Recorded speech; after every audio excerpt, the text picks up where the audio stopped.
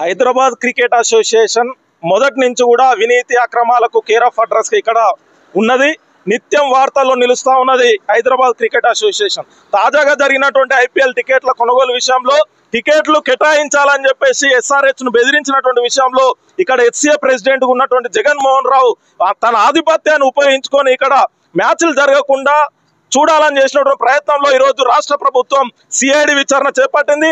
ఇందులో ప్రమేయం ఉన్నటువంటి హెచ్సిఏ ప్రెసిడెంట్ ఉన్నటువంటి జగన్మోహన్ రావు, సిఇఓ, అదేవిధంగా జనరల్ సెక్రటరీ ఉన్నటువంటి రాజేంద్ర యాదవ్ భార్య కవిత ప్రమేయం ఉన్నట్లు ఈరోజు ఆరోపణలు వస్తూ ఉన్నాయి. దీనిపైన విచారణ పారదర్శకంగా జరిపి ఇక్కడ హెచ్సిఏ ప్రెసిడెంట్ ఉన్నటువంటి జగన్మోహన్ రావుని ఈ ప్యానల్ ని మొత్తం కూడా ప్రక్షాళన చేయాలని చెప్పేసి, వెంటనే ఈ ప్యానల్ ని బర్తరఫ్ చేయాలని చెప్పేసి మేము డివైఎఫ్ఐ డిమాండ్ చేస్తున్నాం.